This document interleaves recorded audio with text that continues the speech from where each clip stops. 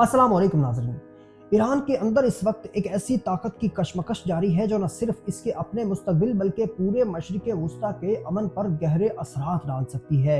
ये कशमकश सिविलियन सियासी हुकूमत और इस्लामी इनकलाबी गार्ड कोर यानी IRGC के दरमियान अमेरिका के साथ मुज़ाकरात के मामले पर शिद्दत इख्तियार कर चुकी है। एक तरफ ईरान की सिविलियन हुकूमत है जिसकी क़यादत निस्बतन मोतदल रहनुमा अब्बास इराक़ची और मोहम्मद बाकर कालीबाफ जैसे अफराद कर रहे हैं। ये क़यादत इस बात पर यकीन रखती है कि मौजूदा हालात में जंग के बजाय सफारतकारी ही वाहिद रास्ता है।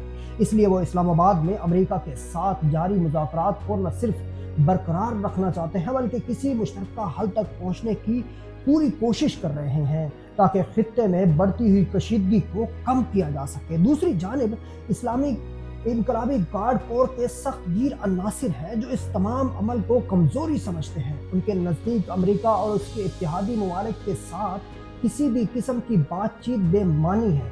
यही वजह है कि वो न सिर्फ मुज़ाकरात की मुखालफत कर रहे हैं बल्कि अमेरिका के साथ साथ खलीजी ममालिक जैसे सऊदी अरब, मुत्तहदा अरब अमारात, कतर और कुवैत के खिलाफ भी सख्त मौक़िफ़ रखते हैं। हत्ता के बाज़ हल्के खुलेआम मुकम्मल जंग की बात कर रहे हैं। ये सूरत हाल अहम सवाल को जन्म देती है कि ईरान की खारजा पॉलिसी और मुस्तकबिल के फैसलों का इख्तियार आखिर किसके हाथ में है।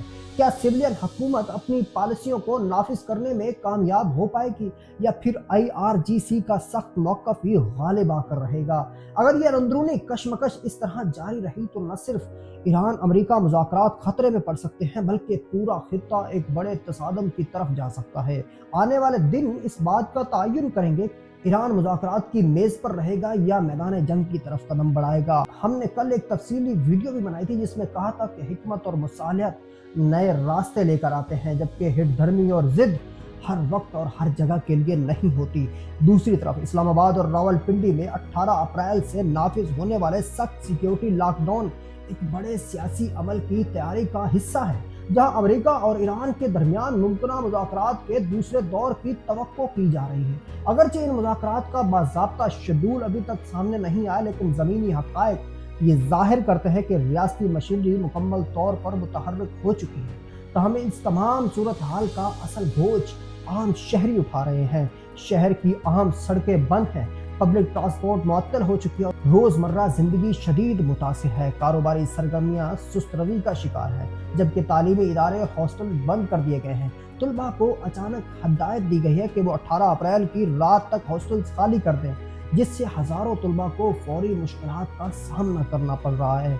ये इक़दाम सिर्फ नकल व हरकत तक महदूद नहीं बल्कि शहरियों की अमूमी आज़ादी पर भी बड़े असरअंदाज हो रहे हैं जहाँ हर तरफ सिक्योरिटी की सख्ती और गैर यकीनी सूरत हाल महसूस की जा सकती है। इसी मंजरनामे में एक अहम सवाल उभरता है, क्या एक गैर यकीनी सियासी अमल के लिए अवाम पर इस कदर फौरी वाज़ेह बोझ डालना नागुज़ीर था और क्या इन मुमकिना मुज़ाकरात के फ़वाइद आम शहरियों तक पहुँच सकेंगे। फ़िलहाल हकीकत यह है कि एक आला सतही सफारती अमल की कीमत आम लोग अदा कर रहे हैं जबकि इसके नतायज अभी तक पर्दा-ए इब्हाम में है। आने वाले दिन ये तय करेंगे कि आया ये कुर्बानियाँ किसी मुस्बत तब्दीली का पेश खैमा बनती है या महज वक्ती दबाव का हिस्सा ही रहती हैं। हमारे चैनल को सब्सक्राइब करना न भूलें। अल्लाह निगहबान, अपना ख्याल।